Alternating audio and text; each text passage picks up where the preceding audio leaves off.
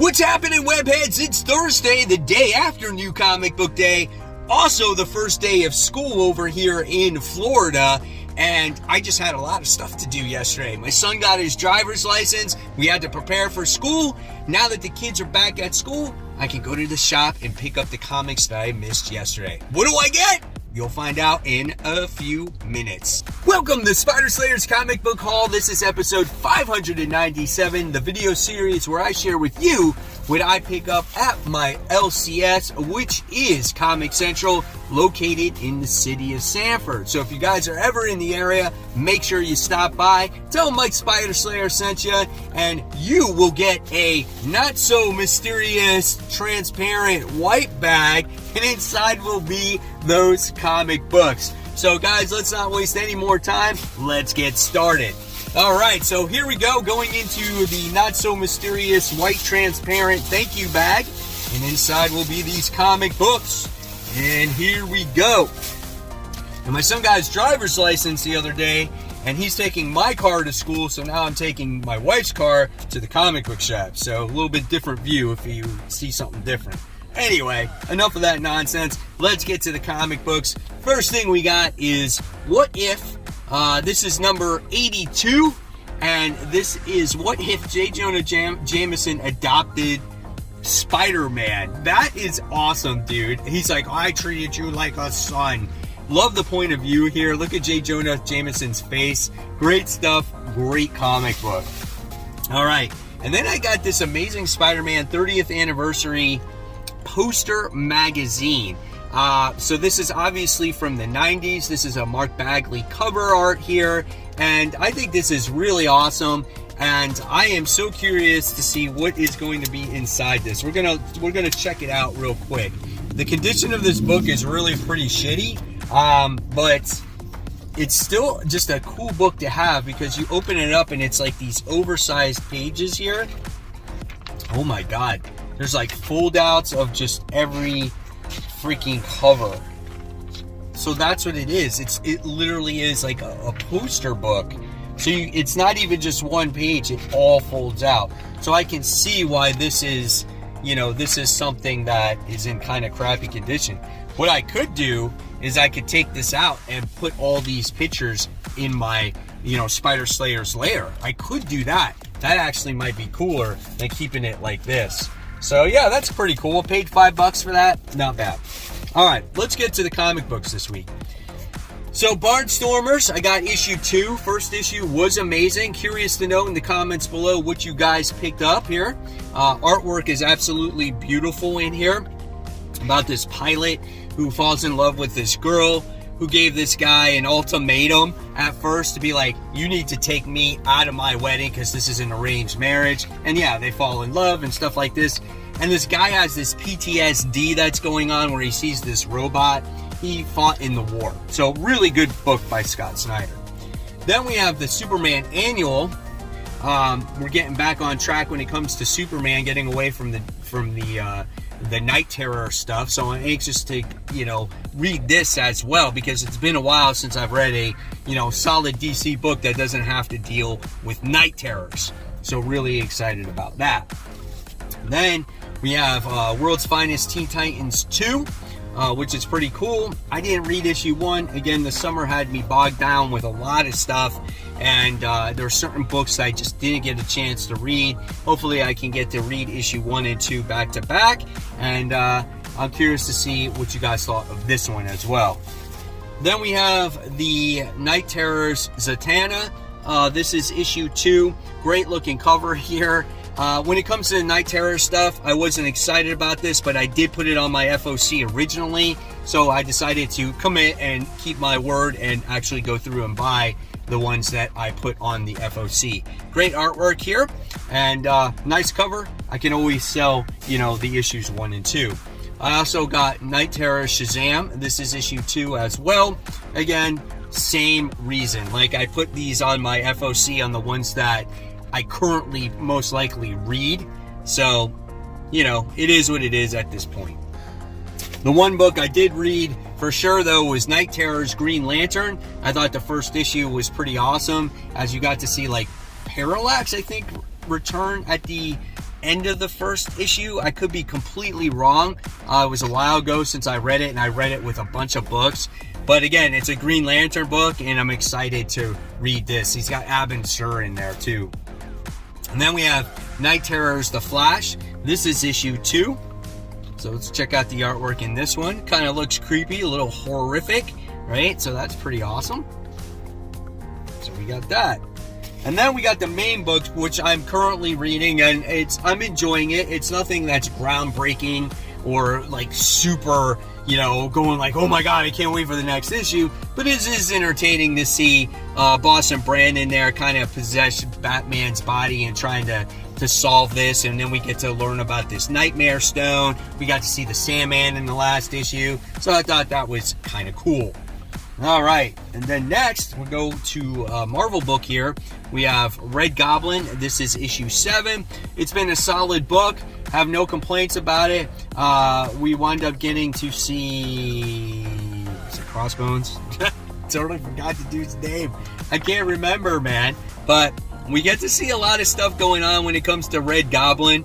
And you see Normie trying to control and do the right things when it comes to the creature, but when he lets it loose, man, he has no control. And I like how Miles is in this book as well, trying to help Normie. So it's been pretty good. I have read better stuff, but for a book that's like has to do with Normie Osborn and with a little kid symbiote, dude, it's not bad, right? Okay. And then this was recommended to me in the shop to check out J. Michael Straczynski's The Madness. So this is issue 1. This is a 6-issue mini-series. I thought this cover was actually pretty cool here, seeing it. I have no idea what's it about. He did read it. He said it was good. And it's been a while since I've read a AWA comic. It seems like it's a, pretty... There's a lot going on in it. Hopefully I'll understand it. I don't know. I don't know what to expect. Again, if I have an opportunity to do worthy ones this week, which it's coming back for sure next week, I'll talk about this comic book. All right. And then we have the Contest of Champions, or Contest of Chaos, Spider-Man. This is issue 1. So I was like, I want to see what this is about. This is like Agatha Harkness creating this she's recreating the book once again, and she's putting all these heroes against each other. So I thought that was kind of a cool concept there, and it's going to be, Wolverine versus Spider-Man. Like the artwork, seems pretty cool. Like, why not, right? All right. And then we have the Immortal X-Men. This is issue 14. I'm digging what's going on with the Fall of X stuff right now, except Astonishing Iceman. I'm not reading that anymore.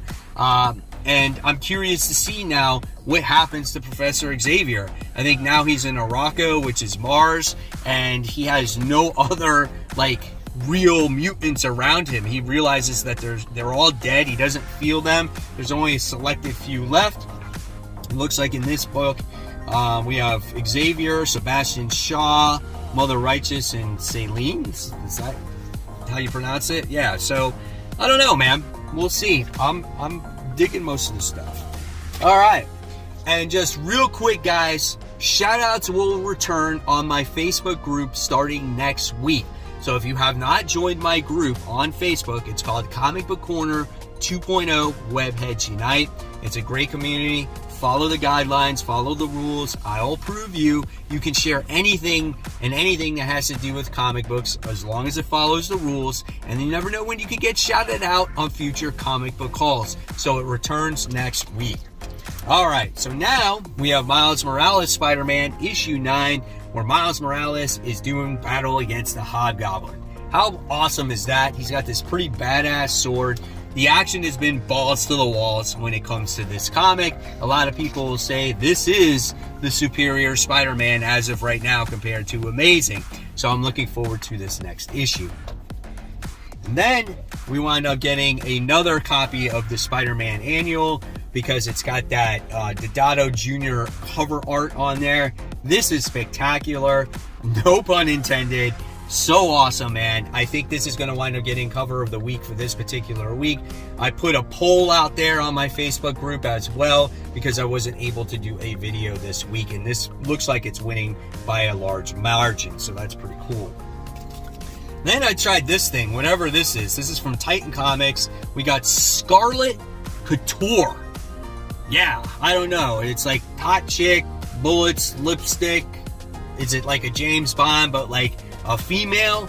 I have no idea, but I am looking forward to it. I guess it's maybe from the same people that have done Gun Honey and whatnot. It almost looks like more of like an anime thing, or like a cartoon. Like, look at that. That's wild, man.